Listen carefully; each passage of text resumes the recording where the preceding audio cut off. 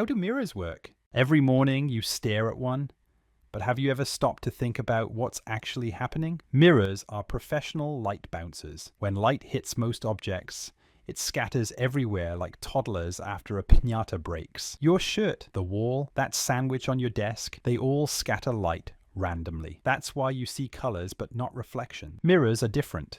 The surface is ridiculously smooth at a microscopic level. When light rays hit it, they follow one rule. The angle going in equals the angle coming out. This is called specular reflection, and it's why you see a crisp image. Here's the weird part. Everyone thinks mirrors flip left and right. They don't. If you raise your right hand, the person in the mirror raises their right hand too. What's actually flipped is front to back. You're looking at yourself as if you walked through the mirror and turned around. The actual reflective part?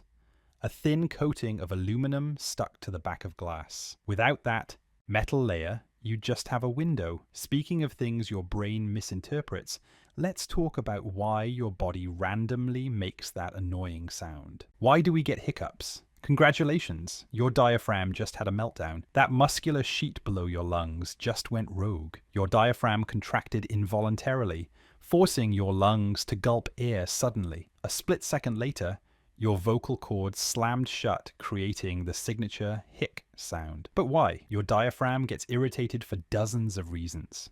Ate too fast? Hiccups. Drank something carbonated? Hiccups. Laughed too hard? Hiccups. Scientists think it's an evolutionary leftover from our ancient amphibian ancestors, a reflex that helped early creatures switch between breathing water and air. Basically, your body is running software that hasn't been updated in 370 million years. Most cases resolve themselves, but humans have invented 7,000 supposed cures anyway. Hold your breath, drink water upside down, get scared. Most work because you would have stopped anyway. Your body has other weird reflexes too, and some make you look like an acrobat. How do cats always land on their feet? Drop a cat from a reasonable height. Please don't actually do this, and you'll witness one of nature's most impressive tricks.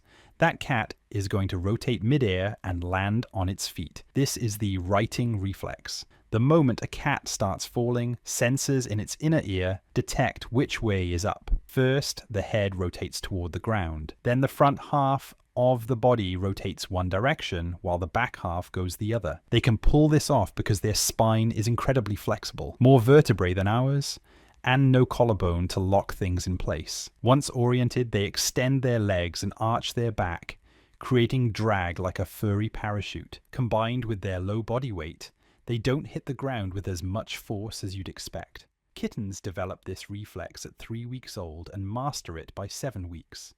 No practice needed. It's built-in firmware. Animals have wild defenses, but some plants fight back in the most tear-jerking way. Why do onions make you cry? Onions are drama queens.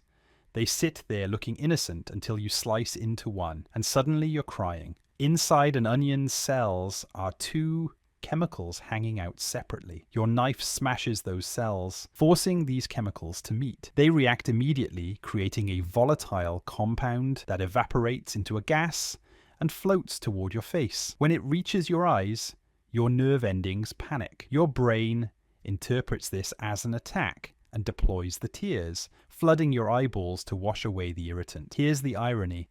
This is the onion's defense mechanism to stop animals from eating it. Spoiler, it didn't work. Humans just powered through. Want fewer tears? Refrigerate the onion first. Cold slows the reaction. Or cut it under running water. Or just embrace the chaos. Speaking of things that shock you, have you ever heard your own voice played back? Why does your voice sound different in recordings? That awful moment when someone plays a recording and you think, that can't be me. Bad news. That is you. When you speak, sound travels two paths. The first is obvious. Sound waves exit your mouth, travel through air, and enter your ear. But there's a second secret channel. Those vibrations also conduct through the bones of your skull directly to your inner ear. This bone conduction adds lower frequencies, giving your voice a deeper quality. A recording device doesn't have access to your skull's audio system. It only captures airborne sound, the version everyone else hears. That version is typically higher pitched and thinner. The uncomfortable truth: this is just what you sound like to other people, and they're totally fine with it.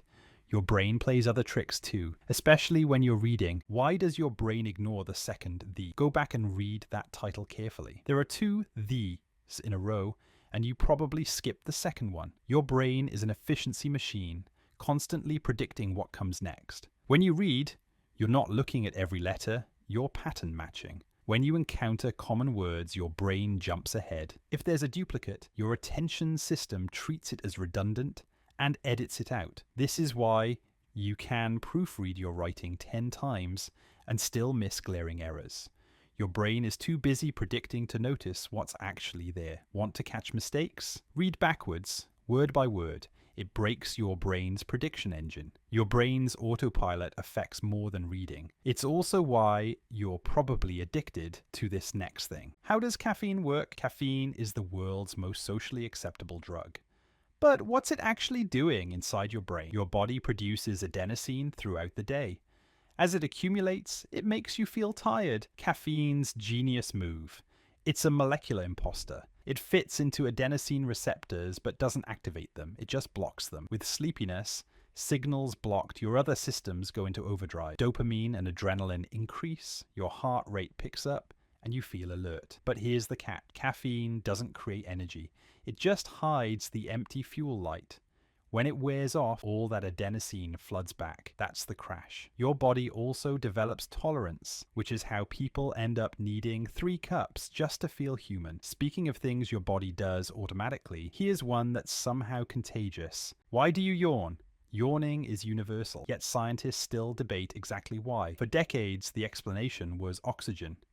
Except, research showed people yawn just as much when oxygen levels are fine. The current leading hypothesis, temperature regulation. When you yawn, you inhale cooler air, stretch your face muscles, and increase blood flow to your head. All of this helps dissipate heat. This explains why yawning increases when you're tired, in warm environments, or after mental activity. Then there's the contagious aspect. Some researchers think this is linked to empathy, a way for groups to synchronize alertness levels. And yes, if you haven't yawned yet, you probably will in the next 30 seconds. Your devices also connect without you thinking about it. How does Bluetooth work? Bluetooth is basically short-range telepathy for gadgets.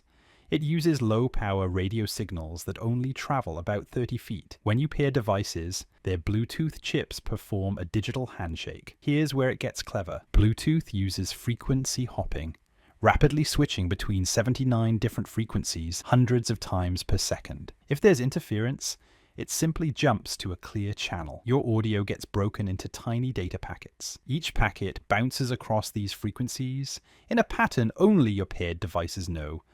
This is why random people can't intercept your connection. And finally, speaking of invisible technology reading you, how does Face ID know it's you? When you glance at your phone, a tiny projector fires out over 30,000 invisible infrared dots onto your face, creating a 3-dimensional depth map. An infrared camera captures this dot pattern and converts it into a mathematical representation of your face's unique structure. This is compared against the encrypted templates stored in your phone. If the match is close enough, your phone unlocks in under a second. Face ID adapts to changes like beards or glasses because it's measuring your underlying facial structure, not just surface details. This is why it works in darkness and can't be fooled by a photo. A photo is flat with no depth. Your phone creates a 3D sculpture of your face every time you unlock it, deciding within milliseconds whether it's really you. And that's how everyday things work. Science, technology, and a little bit of chaos. If you like this video, click the like button and subscribe for more interesting videos.